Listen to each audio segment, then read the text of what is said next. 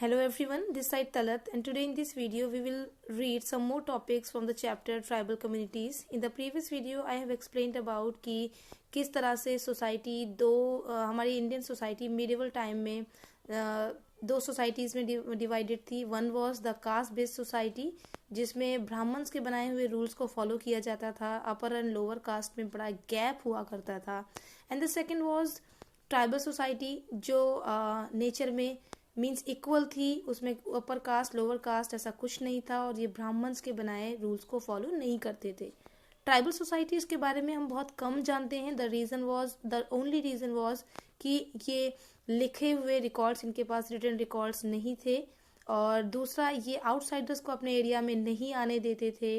And the last was कि ये ऐसे एरियाज में रहते थे, घने जंगलों में, पहाड़ों पर, माउंटेन्स पर, हिल्स पर, कि वहाँ पहुँचना मुश्किल था. तो वहाँ आउटसाइडर्स मुश्किल से पहुँच पाते थे और उनको उनके बारे में शायद ही पहुँच पाते थे, और आउटसाइडर्स को उनके बारे में कुछ भी पता नहीं होता था. खेती के अलावा ये बहुत सारे काम करते थे. तो I would not go in detail, मैंने ऑलरेडी प्रीवियस वीडियो में इसके बारे में एक्सप्लेन किया हुआ है. एंड नेक्स्ट वॉज कि हमने इंडिया के south east, east west, north west, south के बारे में, और सेंट्रल इंडिया में कौन कौन सी ट्राइबल सोसाइटीज़ थी, इनको भी हमने ऑलरेडी प्रीवियस वीडियो में पढ़ा. और नोमैडिक ट्राइबल ग्रुप्स के जो लोग होते थे वो एक जगह से दूसरी जगह चलते रहते थे और अपने मिल्क और डेयरी प्रोडक्ट जितने भी चीज़ें थी उनको दूसरों से दूसरे सामान के बदले में एक्सचेंज किया करते थे.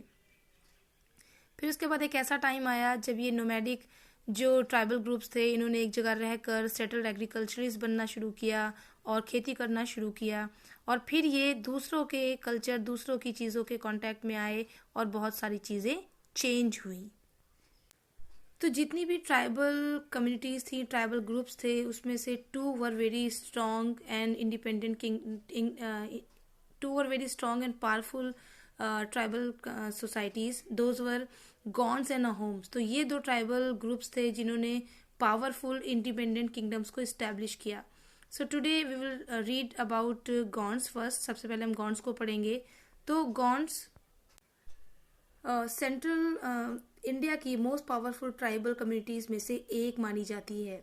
और ये जो नेम गॉन्स है, शायद ये तेलुगु वर्ड कोंडा से लिया गया है जिसका मीनिंग है हिल. स्टार्टिंग के टाइम से ये जो गॉन्स लोग थे, गॉन्स ट्राइबल कम्युनिटी के जो लोग थे, ये अपर नर्मदा वैली के पास और आसपास के फॉरेस्ट एरियाज में रहा करते थे जहाँ पर बहुत सारी पहाड़ियाँ थी. तो इस रीजन को गोंडवाना भी कहा जाता है आज भी. 14 सेंचुरी, जब लेट 14 सेंचुरी चल रही थी, 14 सेंचुरी ख़त्म हो रही थी, उस टाइम पर गॉन्ड ट्राइब्समैन ने अपने आप को ग्रुप्स में ऑर्गेनाइज करना शुरू कर दिया. बहुत सारे गॉन्ड किंगडम्स मुगल्स के टाइम में भी बन चुके थे. अगर हम अकबर की लिखी हुई अकबरनामा बुक को पढ़ें तो हमें पता चलता है कि उस टाइम पर, जिस टाइम अकबरनामा को लिखा गया, उसमें जितने भी पावरफुल किंगडम्स थे इस टाइम के, उसमें से गढ़कटंगा भी एक माना जाता है. तो गढ़कटंगा यानी गॉन्ड्स की जो सबसे जानी मानी हस्ती थी, जो टावरिंग पर्सनालिटी थी, दैट वाज रानी दुर्गावती. तो जब रानी दुर्गावती के हस्बैंड की डेथ हो गई तो उन्होंने इंडिपेंडेंटली रूल करना शुरू किया. अब इंडिपेंडेंटली रूल करने के साथ साथ उन्होंने अपने माइनर सन, छोटे से बेटे की, वो रीजेंट बन गई और उन्होंने रूल करना शुरू किया. अकबर ने रानी दुर्गावती को एक ऑफर भिजवाया कि वो मुगल्स की वैसल बन जाएं और मुगल्स की वैसल बनकर रूल करें और आराम से वो रूल कर सकती हैं. लेकिन रानी दुर्गावती ने अकबर की ओवर लॉर्डशिप को मानने से मना कर दिया. तो फाइनली 1565 में मुगल्स ने गढ़कटंगा पर अटैक किया. रानी दुर्गावती ने पूरा जमकर मजबूती के साथ मुगल्स का मुकाबला किया एंड फाइनली अपने किंगडम को बचाते हुए उनकी डेथ हो गई. तो ये था गॉन्ड्स के उस रानी के बारे में जो आपको सुनने से लगता है कि उसने भी रानी लक्ष्मीबाई जैसा काम किया. तो हम प्रीवियस चैप्टर में पढ़ चुके हैं कि जो ट्राइबल सोसाइटीज़ थी वो अपने नेचर में इक्वल थी. मीन्स वहाँ किसी तरह का लोअर या अपर कास्ट नहीं होती थी. लेकिन जब स्मॉल क्लैंस को जोड़कर किंगडम बनाया गया तब सिचुएशन काफ़ी बदल चुकी थी. बड़ा किंगडम बनने के बाद सोसाइटी बहुत सारे अनइक्वल सोशल ग्रुप्स में डिवाइड हो चुकी थी और इतने बड़े किंगडम्स की नीड को पूरा करने के लिए एडमिनिस्ट्रेटिव सिस्टम में भी चेंज किया गया। अब ये काफ़ी सेंट्रलाइज्ड हो चुकी थी। किंगडम को गढ़ में डिवाइड किया गया और हर एक गढ़ में बहुत सारे चौरासीस होते थे और एक चौरासी में 84 गांव हुआ करते थे, यानी 84 गांव को मिलाकर एक चौरासी बनाया जाता था। चौरासी को फिर आगे बारहोट्स में डिवाइड किया गया और हर एक बारहोट में 12 विलेजेस यानी 12 गांव होते थे। गौंड किंगडम काफ़ी अमीर था। ये अपने एरिया के एलिफेंट्स को दूसरे किंगडम्स में और मुगल्स को भी एक्सपोर्ट किया करते थे। एक रीज़न ये भी था कि क्यों अकबर गढ़कटंगा को अटैक करके अपने में मिलाना चाहता था, क्योंकि ये अकबर वहाँ के अपने रिसोर्सेज में मिलाना चाहता था, उनको अपने कंट्रोल में लेना चाहता था। गौंड्स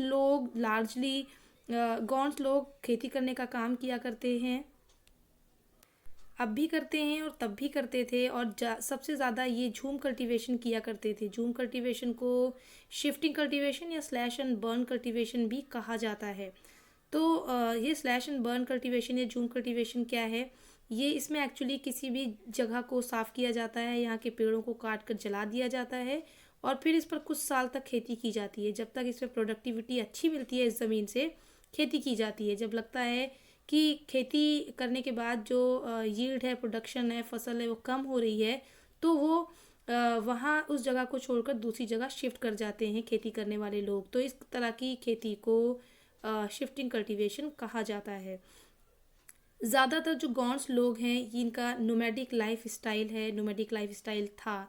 गौंड किंगडम काफ़ी लंबे टाइम तक रहा, लेकिन फाइनली ग्रेजुअली धीरे धीरे इसकी जो पावर थी ख़त्म हो गई और मराठास ने इन गौंड्स को हराया और हराकर इनकी कुछ टेरिटरीज़ को अपनी टेरिटरीज़ में मिला लिया। उसके बाद इंडिया में इंग्लैंड आए और फाइनली इन्होंने गोंडवाना को 19वीं सेंचुरी में अपनी टेरिटरीज़ बना लिया और उस पर अपना कंट्रोल कर लिया। So this was about Gonds. Now next is Ahoms. So this is Ahoms. Ahoms एक ट्राइबल कम्युनिटी थी जिन्होंने आज के टाइम में जो जगह असम है वहाँ पर उन्होंने अपना एक किंगडम इस्टेब्लिश किया था। और ये जो नेम असम है, शायद ये वर्ड अहोम से लिया गया है और ऐसा माना जाता है कि जो अहोम्स का ओरिजिनल होमलैंड है, जो जगह है जहाँ से वो आए थे, शायद वो चाइना था। तो चाइना से ये माइग्रेट होकर बर्मा पहुँचे, जिसे अभी हम म्यांमार कहते हैं। 19वीं सेंचुरी में ये असम आए और असम को पहले कामरूप के नाम से जाना जाता था। यहाँ पर इन्होंने यहाँ की लोकल ट्राइबल से लाइक कचरीज खासीज से इन्होंने क्लैश किया।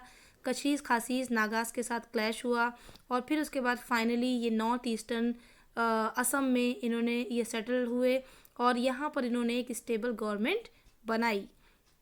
पहला अहोम राजा शायद प्रोबेबली सुकपा था और उसने 40 इयर्स तक रूल किया। That was 1228 to 1268। अहोम्स ने अपनी टेरिटरीज़ को एक्सपेंड किया, आसपास के लोकल राजाओं को हराया और उनकी टेरिटरीज़ को अपनी टेरिटरीज़ में मिलाया। यहाँ तक अहोम्स ने मुगल्स के साथ भी लड़ाइयाँ लड़ी। औरंगज़ेब ने गढ़गांव, जो अहोम्स की कैपिटल थी, उसे जीत लिया और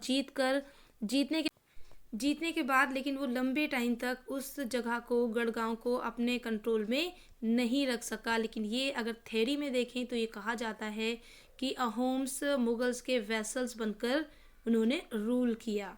अहोम्स का एक ट्राइबल सेटअप था।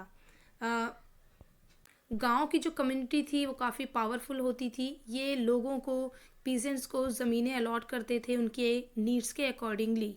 और जो पीजेंट्स थे वो अपनी ज़मीनों पर food crop specially rice grow करने का काम करते थे।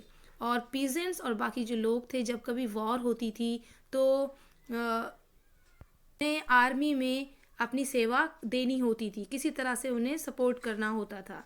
लोग बैम्बू के बने हुए घरों में रहते थे और ये बैम्बू उन्हें आसानी से आसपास मिल जाता था, तो इसलिए वो बैम्बू के घर बनाया करते थे। ट्राइबल जो गॉड्स थे उनकी पूजा की जाती थी। 18th सेंचुरी में कुछ अहोम्स ने हिंदुइज्म को अपना रिलीजन बना लिया, उसे अडॉप्ट कर लिया, कन्वर्ट हो गए, लेकिन फिर भी अभी भी जो ट्राइबल गॉड्स थे उनकी पूजा की जाती रही। जितने भी अहोम्स राजा हुए, जितने भी अहोम्स रूलर हुए, उसमें सबसे पावरफुल जो अहोम रूलर था उसका नाम रुद्र सिंह था। रुद्र सिंह ने 1696 से 1714 तक रूल किया। रुद्र सिंह और उसके बाद आने वाले जितने भी रूलर्स थे उन्होंने बुरंजीज या अहोम हिस्टोरिकल वर्क्स को कंपाइल किया। तो अगर हम बुरंजीज को पढ़ें तो हमें अहोम्स के बारे में बहुत कुछ पता चल सकता है कि अहोम्स क्या थे, उनका एडमिनिस्ट्रेशन सिस्टम और डिटेल में हमें पता चल जाएगा। 19th सेंचुरी में असम ब्रिटिश इंडिया का एक हिस्सा बन गया और अहोम्स अभी भी असम में एक स्मॉल ट्राइबल ग्रुप की तरह से रहते हैं। तो मतलब सोचिए कि 1714 तक या उसके बाद तक अहोम्स जो ट्राइबल ग्रुप था एक बड़ा ट्राइबल ग्रुप था, एक स्ट्रॉन्ग ग्रुप था, लेकिन अभी वहां पर ये एक स्मॉल ट्राइबल ग्रुप की तरह से अभी भी आपको ये असम में मिलेंगे। So this is for today. In next video we will start new chapter. Till then, do take care, do keep watching my videos. Thank you and bye bye.